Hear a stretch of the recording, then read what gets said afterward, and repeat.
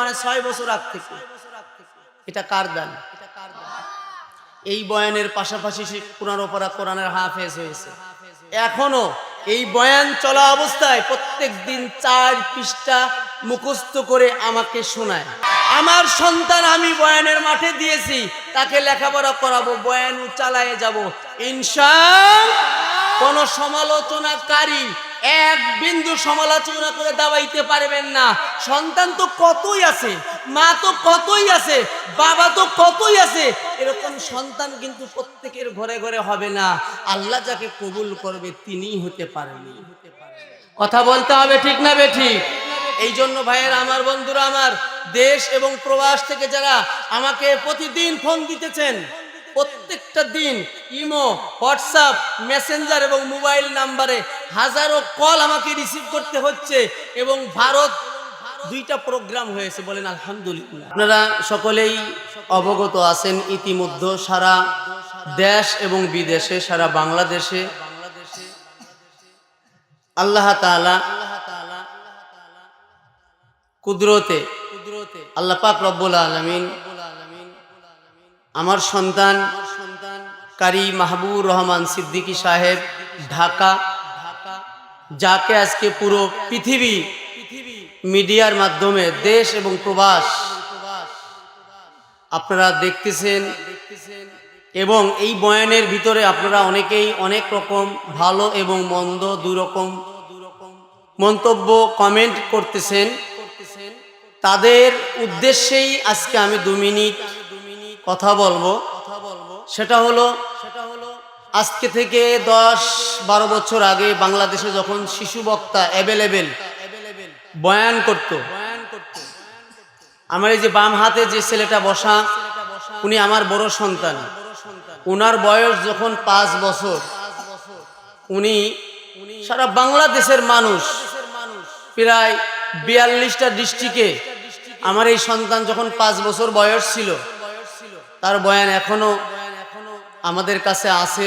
বিভিন্ন ডিস্ট্রিক্টের মানুষ নাম শুনলে আপনারা চিনতে পারবেন। আপনাদের কাছে গিয়ে আমার সন্তান বয়ান করেছিল, ওই সময় এরকম একটা তোলপাড় হয়েছিল যে এই ছোট্ট মানুষ বয়ান করে লেখাপড়া কিভাবে করবে, ওর জীবনটা, ওর পরিবার, ওর বাপ মা শেষ করে দেবে। কিন্তু আমার এই সন্তান দীর্ঘ 5 বছর থেকে 9 বছর বয়স পর্যন্ত সারা বাংলাদেশে সে প্রোগ্রাম করেছে, লেখাপড়া চালিয়ে গেছে।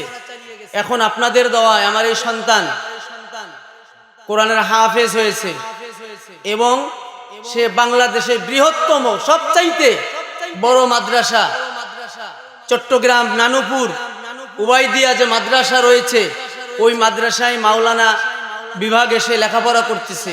আল্লাহ তাআলা তাকে এই বয়ানের মাধ্যমে, এই বয়ানের সঙ্গে সঙ্গে কোরআনের হাফিজও হয়েছেন এবং সে আর কিছুদিন গেলেই আল্লাহর রহমতে আমাদের সামনে সে মাওলানা শেষ করে ইনশাল্লাহ চলে আসবে।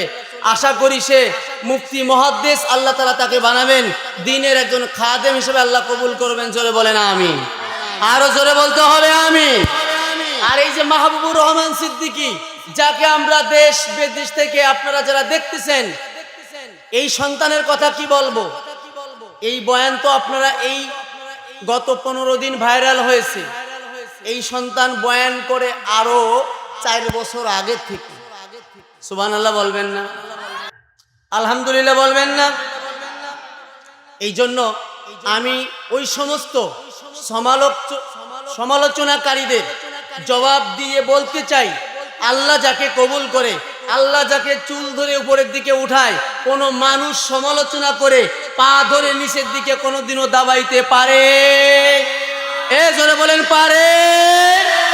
আল্লাহ তাআলা যাকে উঠাই, দুনিয়ার কোন মানুষ তাকে দাবাইতে পারে না।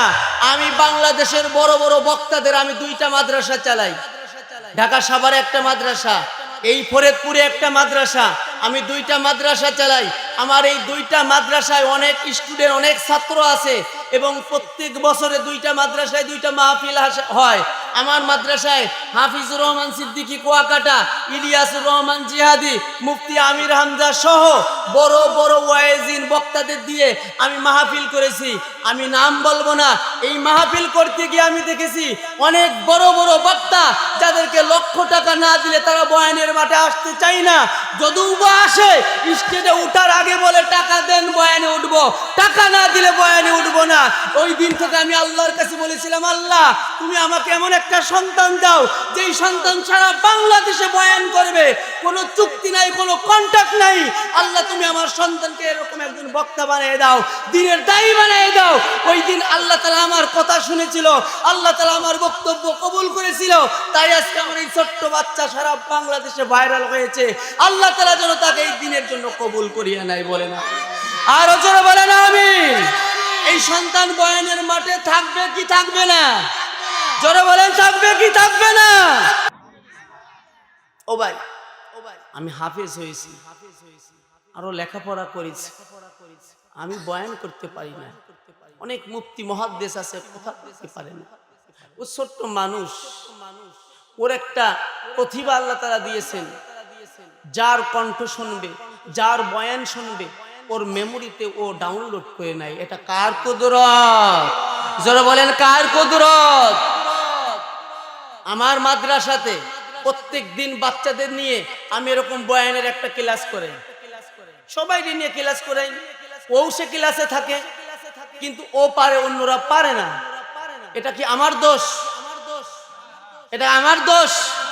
আল্লাহ তাআলা এর মধ্য থেকে যাদেরকে কবুল করবেন তারা পারবে, কবুল না করলে কোনোদিনও সম্ভব। সুতরাং ভাইয়েরা আমার, বন্ধুরা আমার, আমি আপনাদের নিয়ে আর বেশি কিছু বলতে চাই না। আমার জন্য দোয়া করবেন, আমার সন্তানের জন্য দোয়া করবেন। যারা বলতেছেন ওর লেখাপড়া নষ্ট হয়ে যাচ্ছে, আমি তাদেরকে উদ্দেশ্য করে এই কথাগুলো বললাম। যদি আমার কথায় আপনারা কষ্ট পেয়ে থাকেন, ক্ষমা এবং সুন্দর দৃষ্টিতে দেখবেন। এবং সারা বাংলাদেশে যেখানে প্রোগ্রামের ডেট আমি দিয়েছি, আমি প্রত্যেকটা জায়গায় গিয়ে গিয়ে মাহফিল করব। আমার কোনো কন্ট্রাক্ট নয়, কোনো চুক্তি নয়, শুধু আসা যাওয়ার গাড়ি ভাড়া দিবেন, আর আপনারা খুশি হয়ে যা ওর হাতে দিবেন আমি সেটা নিয়েই খুশি থাকব এবং আনন্দী থাকব।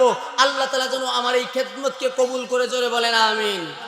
এবং এই সন্তানকে দেখে দেখে হাজারো সন্তানের মা, হাজারো বাবা এবং মা নিয়ত করতেছে, আল্লাহ তুমি এই সন্তানের মতো আমার সন্তানকে বানিয়ে দাও। তার মানে ওকে দেখে দেখে অনেক মানুষ সন্তানকে মাদ্রাসায় পড়ানোর জন্য উদ্বুদ্ধ হচ্ছে এবং আশা জমাইতেছে ভিতরে, আমার সন্তানকে মাদ্রাসায় দিব, এরকম একজন আলেম বানাবো। কথা বলেন ঠিক না বেঠিক?